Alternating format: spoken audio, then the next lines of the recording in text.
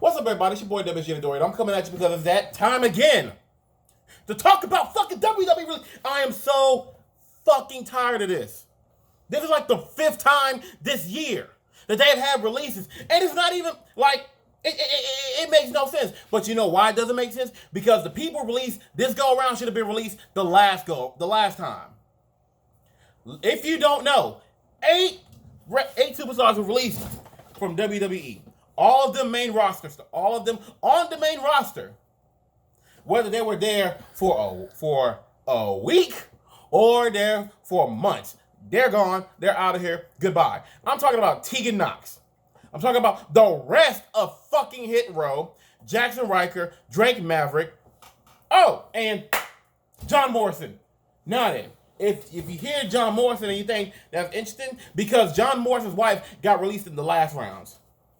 Taya Valkyrie, or as they call it in WWE, Frankie Monet. Jackson Riker, they didn't have much really going on with him. Fucking Hit Row had one match.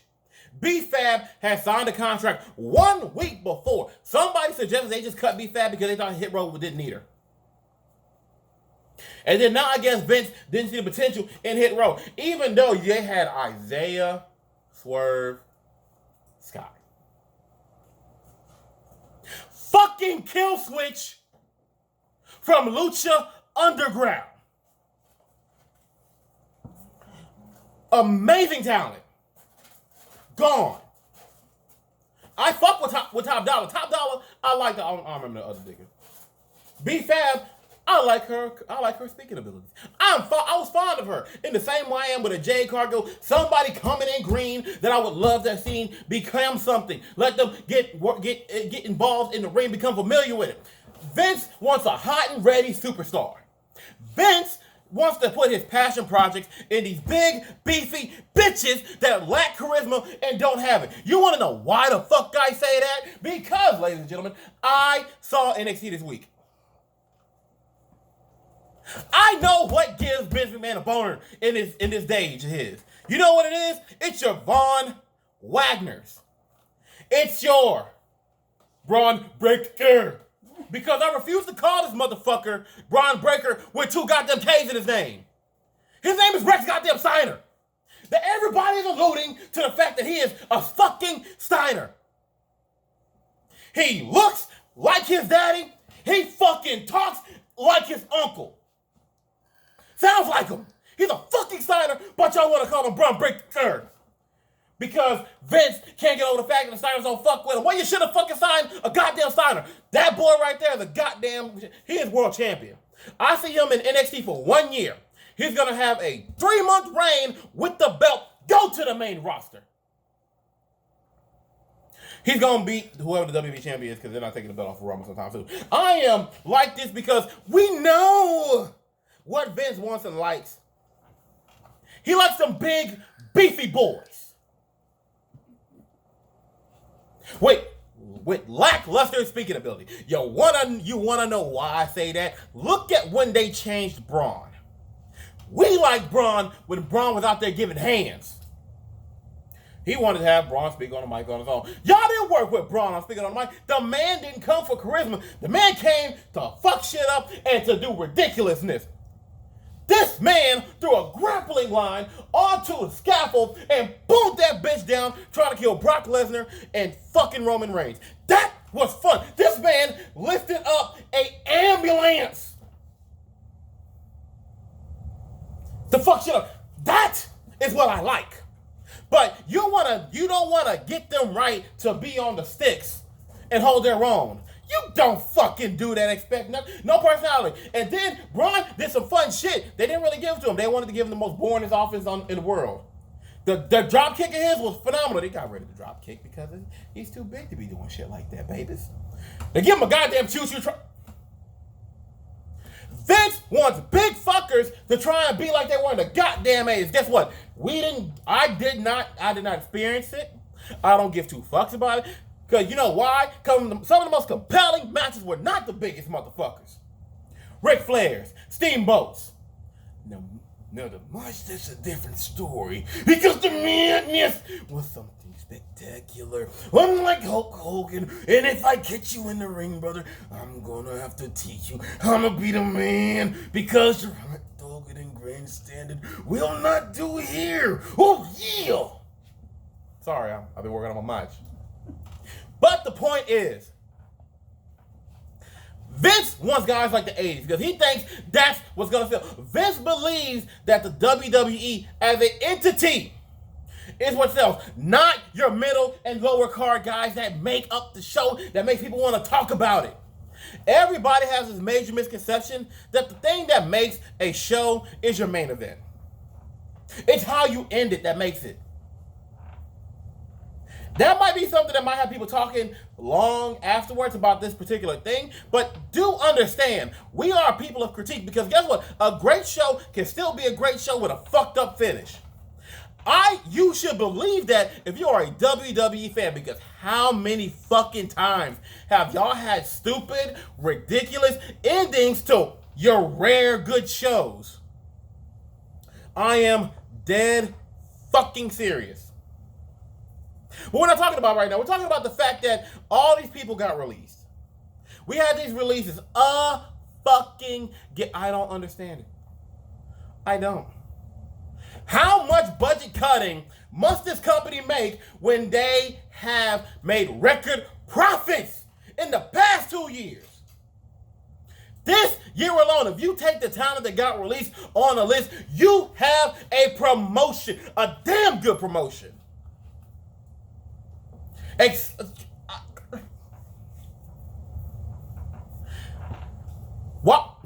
the bigger thing about it. Think about what the fuck is going on here. Because a lot of these people didn't even have a year in on their contracts. Hit Row as a faction, I don't even think they were together for a full year. Isaiah Swerve Scott, as the North American champion, didn't only defend the title one time, I think. Do you understand what I'm telling you? Why should anybody that finds themselves wanting to be a mat technician in the art of professional wrestling want to go to WWE? Now, if you're a former athlete, star college athlete, wrestler, football player, volleyball player, something like that, then WWE might be for you. If they come to you, if they go to you, you got it made, baby, because they're going to bring you in. You're going to get the thing. But if you are somebody that's worked their ass off, grinded on the indies, made a fucking name for yourself, even if you're on a younger age, don't even fucking bother. Because you're going to be ruined, you're going to be wasted, you're going to be squandered. If it was Triple H still heading NXT and had NXT not tried to go up against AEW in the way that Vince wanted to happen, then I'm pretty sure it would be okay. But that's not what the fuck happened now, is it? NXT is ruined. A lot of our favorite stars are being cut. Guys that put on some of the best matches in the fucking promotion. In the WWE entity. Because I don't care what the fuck you try to tell me. A lot of these main roster matches, it comes down to a small group of guys that actually make the show with amazing matches. And believe me, it ain't always your main event. It is probably a third of the time your main eventers that actually make a show. Guys like your Ricochets, guys like your Riddles, guys like AJ Styles, Seth Rollins. These are the guys that put on best matches. Some of the gals occasionally. But it is appalling. It is fucking appalling that there have been 5 different sets of... I'm pretty sure it's about, 70 people that have been released this year alone. Just about. Take into account an additional, additional 30 to 60 last year? Are you kidding me? I stopped being a WWE fan when I found out about wrestling outside the WWE. And it started with Impact Wrestling. It didn't start with the New Japan. It started with Impact. Impact was the first bit of wrestling I started watching to get the fuck out of it. And that was back when John Morrison, Johnny Nitro, was there. That's when I got the fuck out of Dodge and started watching everything else. Then I was really getting into Ring of Honor. But by the time I was getting into Ring of Honor, AEW was becoming a thing because I fell in love with New Japan. Now we have, outside of the WWE, we have AEW, Impact Wrestling, MLW. We have hold up. There's the NWA, New Japan and New Japan Strong, and GCW. And if somebody with the money smarts and know how to understand what the wrestling crowd is, likes and wants, they could easily, if they have the money, come in, scoop up what is Ring of Honor currently, put a nice budget behind it, update the look, and let them revamp everything. And I'm almost certain you would have a telepromotion with all the talent that's fucking out there. And that should be talking in America. We still have AAA. You still got your British wrestling. Fucking Fight TV has so much wrestling that you can watch and check out. There's literally so much wrestling. We are far removed from the dark ages where the WWE was number one and fucking and TNA was the only other thing you really heard or knew about. Because Ring of Honor didn't come into prominence until the 2010s. And the 2010s was the beginning of this new boom period in pro wrestling. I'm all over the place with this, but the main fucking point is that I know that for some of these individuals, they will have places ready to sign them. Isaiah Scott, he's going back to MLW, and he might bring his boys with him. He might redo Hit Row in MLW, and it can definitely work. Or hell, maybe go on a GCW full indie run. Morrison and Jackson Riker, they got history and impact. They can easily go back there, and I'm pretty sure they would. Drake Maverick also has a way to go back to Impact, or even just keep team up with EC3 and doing their own thing. Honestly, the Free Your Narrative series, I definitely think it's definitely a good thing. Guys can go out and start their own indie promotions.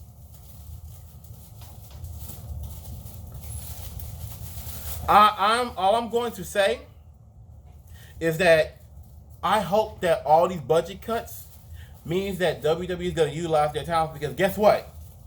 You're losing your mid card. Your lower card is going to be bupkis. And I know a lot of talent is going to want to leave because nobody is fucking safe. Nobody. Except for Roman Reigns. Roman Reigns is the only person I'm going to say is safe right now. Nobody else. Listen, if y'all have your thoughts or opinions I want to say, if y'all think I'm just rambling and I have nothing to say, please, by all means, tell me about it. But this is enough. This is fucking tiring. We are tired of this shit. If you are a WWE fan, you need to do something about it because your boys is fucking up. I'm over here with professional wrestling, with the AEWs, the NWAs, the NJPWs, the Impact Wrestling, the GCWs, the MLWs. All of that. We solid over here, bro. But the Fed, Vince is just going to burn everything down before he goes. That's what the fuck he's doing. I'm out of here. I'm about to go to sleep. My baby just got out the hospital, so we about to do some relaxing, chilling and maxing. Y'all have a good one. Peace. And like, share, and subscribe! And don't be doing the hot dogging and grandstanding. Oh yeah, no hot dogging and grandstanding here. I had to get the last one in. Peace.